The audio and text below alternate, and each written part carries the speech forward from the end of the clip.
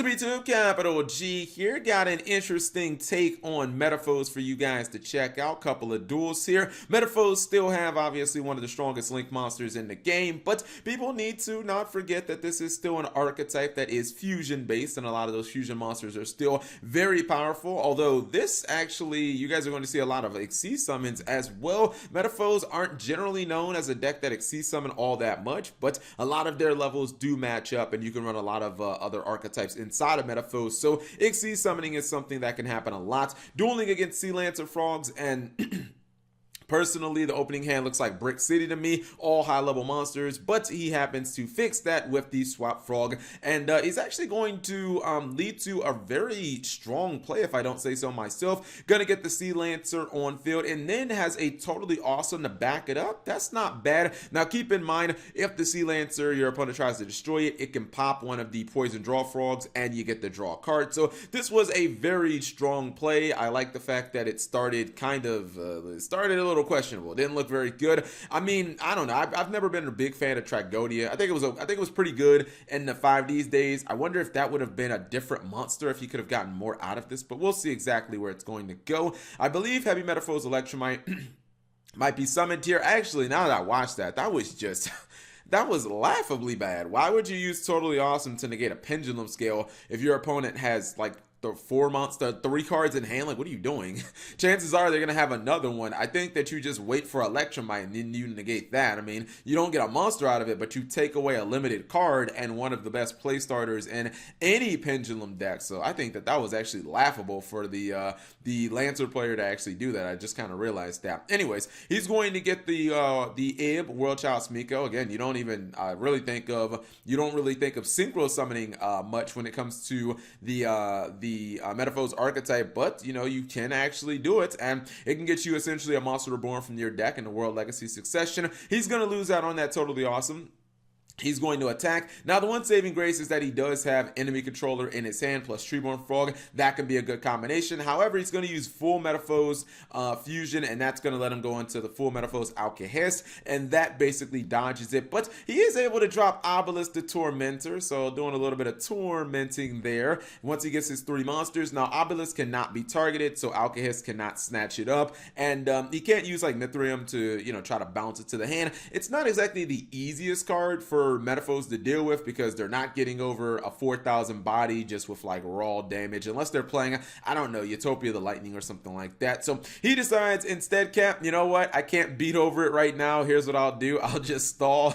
I'll go for 41. It is actually remarkable how many players panic when their opponent summons 41. They constantly like try to activate effects. You can see here he's gonna use Obelisk effect. Bro, it's not like, come on, it has nothing to do with targeting. It's being negated. He's also going to go for Swap Frog's effect. That's not going to work. Sea Lancer's effect. He just keeps on activating effects. I have no idea what he's doing. He goes for Nightmare Cerberus.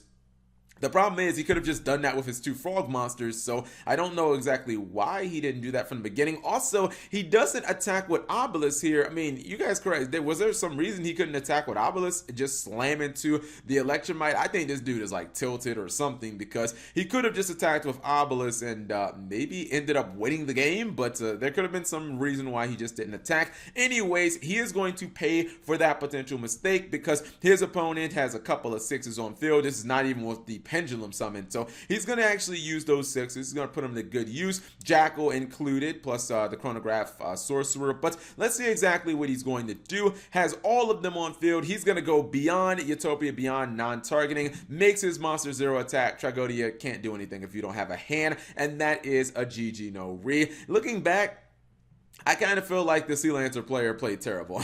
He had a really good turn 1 play, and then like he was just like, I'm just gonna play as bad as I possibly can. Anyways, second duel is against the Train deck, and you know, he's just gonna start out with a moderate play. This time he goes for the World Child Smiko, just gets a Surge of Succession. That's you know, I assume just kind of blocking an attack. Twin Twister was really good, especially with the follow-up of Pot of Desires, and you know, like Trains is a deck that can put a lot of pressure on your opponents. I don't don't agree with playing like infinite ignition in trains other than them being machines. I don't really know what type of synergy you really get with the two archetypes. I mean, I don't know, maybe for like summon sorcerers or something, but I really don't see the real benefit there. Not able to do any significant damage because the World Chalice Miko actually floats, so it basically is just protecting the Metaphos player, and that's a problem because, you know, Metaphos is a deck that can always pendulum summon a lot of monsters, especially if they didn't use their Electromite. You could be looking at a pendulum summon of 4 to,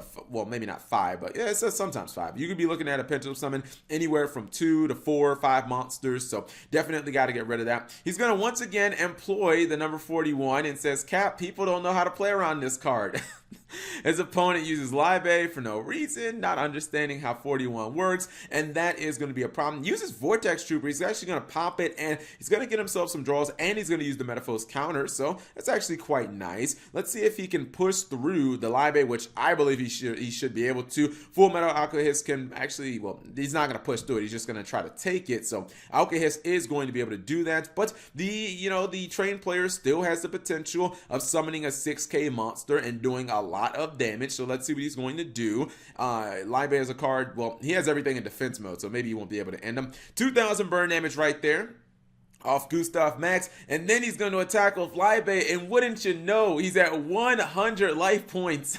If only he had just a smidgen more damage, he would be able to win this duel. I still think that this monster, this Anger Knuckle, I think this card is just like so mediocre. I don't think it's that good. I see trained players make it all the time. They almost always lose. I really just don't feel like, I feel like it's not really worth the investment. I get it that trains don't have their own natural link, but I mean, hell, go for Mrs. Radiant or something. Mrs. Radiant actually wins him the duel here because it gives Libe 500 attack, and he actually just wins the duel. So Mrs. Radiant confirmed better than the Train Link monster, which is not even for, I don't think it was designed for trains at all. Anyways, he goes for Utopia Beyond again, takes Libe down, about 6,000 attack. Now he's going to go for that double piercing damage, Order Hawk, the Metaphos fusion monster, which, there it is, it's going to be dropped. So actually he gets enough damage to kill his opponent. Even if he didn't have enough from those 2 attacks, he still had the Zephyr Metatron, and he had 2 more additional attacks. So this, what is this on the field? This Bullet Liner would not have been able to survive 3 attacks, and his life points would have been completely open. But that is the end of the duels. Hopefully you guys enjoyed those. You know what? Let's pause for 1 quick second and see the deck. Alright, so this is what the build looks like on paper, and as you can see, it is 60 cards. Everything and the kitchen sink is up in here. You're having a decent amount of synchro opportunities because you do have some good tuners in here. I think that's one of the reasons the Odd Eye Synchron was used. I mean, your IB, World Chalice Miko, obviously is important. It searches out, well, not only can it get the original IB, like from your deck, but obviously it can get you a World Legacy Succession, which is just kind of like an extender. I think you're going to see this card in just a billion different decks, and the rest of this deck is just so many different engines. Mythical Beasts are obviously just a really good standalone engine. Jackal gives you a little bit of negation. Also, Fairy Tale Snow, don't usually see that in Pendulum decks, but 1 copy does search the other copy. It's good for XC rank 4 fodder, which we did see number 41 come into play a bunch of times. Plus, it is potentially a disruptive card because it can be an evac during your opponent's turn, and if you can constantly pendulum summon it, not have to use your normal summon on it, it does actually make a lot of sense. There are some other ancillary cards you could probably cut out, things like Vortex Trooper. I get you you can pop it willy-nilly, and then you actually get to draw a card, which is actually kind of nice, but how much value are you really getting out of this? Why not just run something that's a little bit better? Symbol of Duty, or Symbols of Duty, this is kind of like a ghetto monster reborn.